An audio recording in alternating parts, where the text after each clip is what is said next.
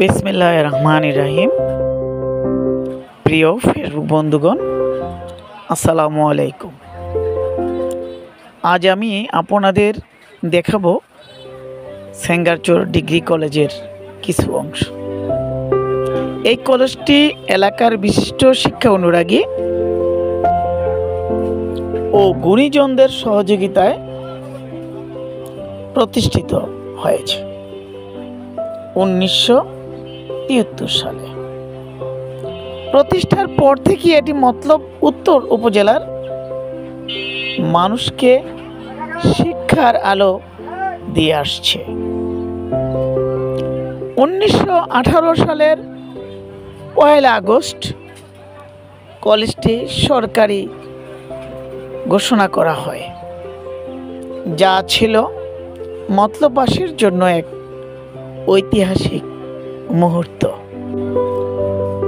2022 সালের এইচএসসি পরীক্ষায় এই কলেজ অর্জন করে অসাধারণ সাফল্য। শতভাগ পাস, মোট 358 জন শিক্ষার্থীর মধ্যে 40 জন অর্জন করে জিপিএ 5।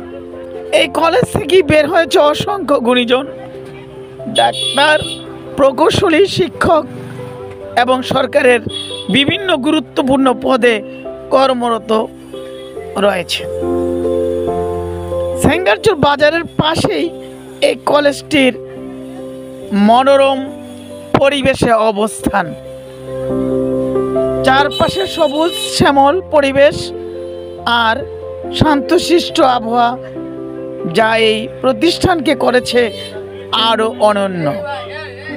তাই আমি বলবো, সেঙ্গারচর ডিগ্রি কলেজ শুধু একটি শিক্ষা প্রতিষ্ঠান নয়, এটি আমাদের এলাকার গর্ব, ঐতিহ্য এবং আলোর বাতিঘর। প্রিয় বন্ধুগণ, আপনারা ভিডিওর মাধ্যমে দেখলেন এই কলেজের কিছু অংশ এবং এর সাফল্যের গল্প। ভিডিওটি ভালো লাগলে সবাই অবশ্যই শেয়ার করবেন। এখানে আজকের মতো বিদায় নিচ্ছি। আবার নতুন কোনো আলোচনায় দেখা হবে। সবার জন্য রইল শুভেচ্ছা। আল্লাহ হাফেজ। আসসালামু আলাইকুম।